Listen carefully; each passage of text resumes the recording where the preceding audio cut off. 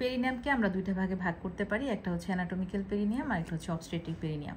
যেটা anatomical perineum সেটা anteriorly আমাদের পিউবিক সিম্ফাইসিস থাকবে এবং পোস্টেরিয়রলি কক্সিস থাকবে, দুই পাশে দুইটা ইস্টিয়াল টিউবারোসিটি থাকবে।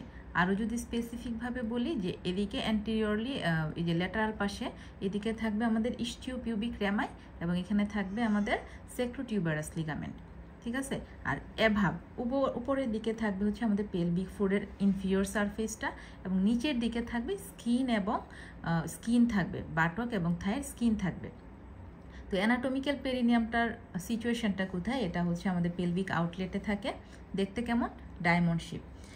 একটা ইউরোজেনিটাল ডায়াফ্রাম দিয়ে এটাকে আমরা দুইটা ভাগে ভাগ করতে পারি এই ডায়মন্ড শেপ পেরিনিয়ামকে। একটা হচ্ছে অ্যান্টেরিয়র ট্রায়াঙ্গেল বা ইউরোজেনিটাল ট্রায়াঙ্গেল আর আরেকটা হচ্ছে পোস্টেরিয়র ট্রায়াঙ্গেল বা অ্যানাল ট্রায়াঙ্গেল। যেটা ইউরোজেনিটাল ট্রায়াঙ্গেল, ইউরোজেনিটাল ট্রায়াঙ্গেলে কি থাকতেছে? আমাদের এই যে ভেজানা থাকতেছে এবং ইউরেথ্রা থাকতেছে, ঠিক আছে। তাহলে অ্যান্টেরিয়র পার্টে আমাদের কি থাকতেছে? ভেজানা, টার্মিনাল পার্ট অফ দ্য ভেজানা এবং ইউরেথ্রা।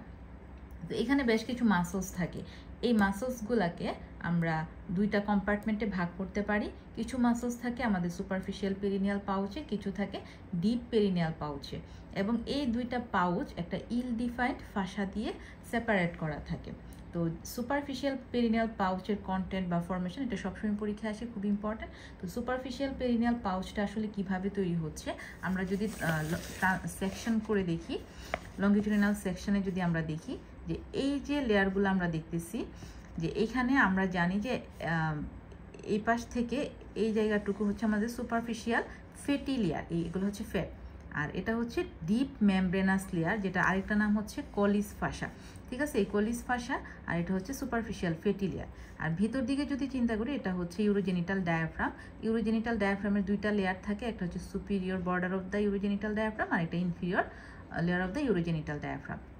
তো এই যে কলিস ফাসা এবং inferior layer of the urogenital diaphragm, এই দুইটার মাঝখানের যে স্পেসটা, এই জায়গাটার নাম হচ্ছে সুপারফিশিয়াল পেরিনিয়াল পাউচ, এবং সুপিরিয়র এবং inferior layer of the urogenital layer ডায়াফ্রামের মাঝখানে হচ্ছে ডিপ পেরিনিয়াল পাউচ। তো এই পাউচগুলোতে বেশ কিছু জিনিস থাকে, মাসলস থাকে, ভেসেলস থাকে, সেটা আমরা জানবো।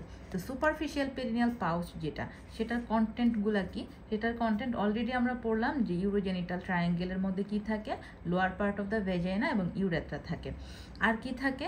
এখানে ক্লাইটোরিসের ক্লোরাটা থাকে এবং কিছু মাসলস থাকে, অলরেডি আমরা জানলাম যে কি কি মাসলস থাকে। মাসলসগুলো যদি আমরা দেখি যে এখানে থাকবে হচ্ছে বালবো স্পঞ্জিওসাস মাসেল বা বালবো ক্যাভার্নোসাস মাসেল, এটা একটা আনপেয়ার্ড মাসেল, ঠিক আছে।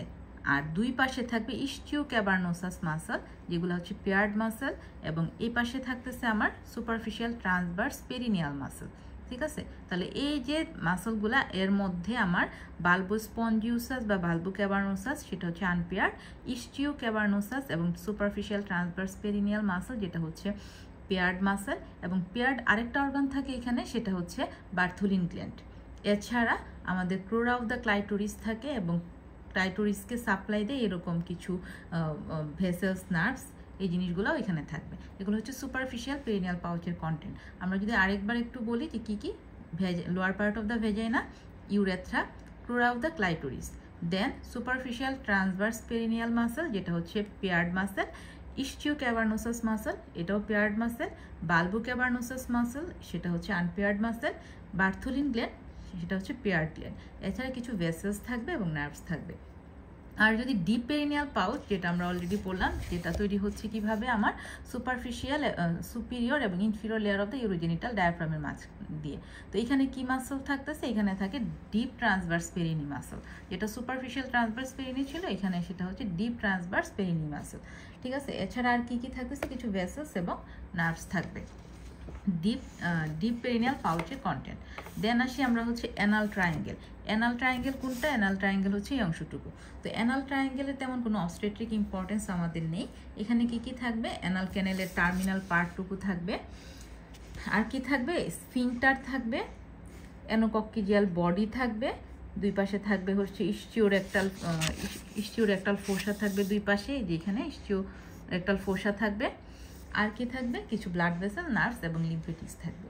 তাহলে কি কি বললাম? Terminal part of the anal canal anal ক্যানেলের চারপাশে sphincter, anococcygeal body, ischiorectal fossa, blood vessels, lymphatics এবং নার্ভস থাকবে।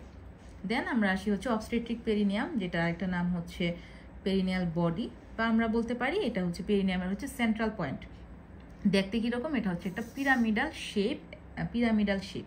কোথায় থাকবে? এটা হচ্ছে ভ্যাজাইনা এবং অ্যানাল ক্যানেলের মাঝখানে থাকবে হচ্ছে আমার অবস্টেট্রিক পেরিনিয়াম।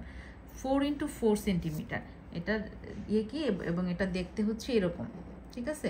অ্যাপেক্সটা পয়েন্টেড থাকবে, ঠিক আছে?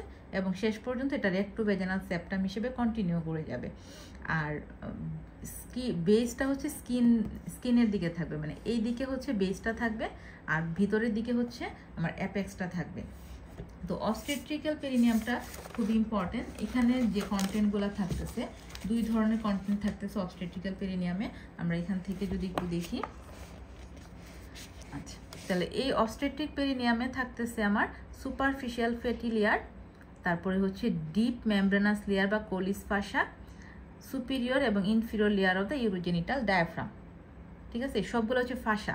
তাহলে আমার অবস্টেট্রিক পেরিনিয়ামের কন্টেন্ট কি, এগুলো পড়ার সময় আমরা যদি ফাসা, 4টা ফাসার নাম বলি, কোন কোন ফাসা বলবো? সুপারফিশিয়াল ফাসা, তারপর হচ্ছে কোলিস ফাসা, সুপিরিয়র এবং inferior layer of the urogenital diaphragm. এই 4টা ফাসা এখানে থাকতেছে। মাসেলসের মধ্যে কি থাকতেছে?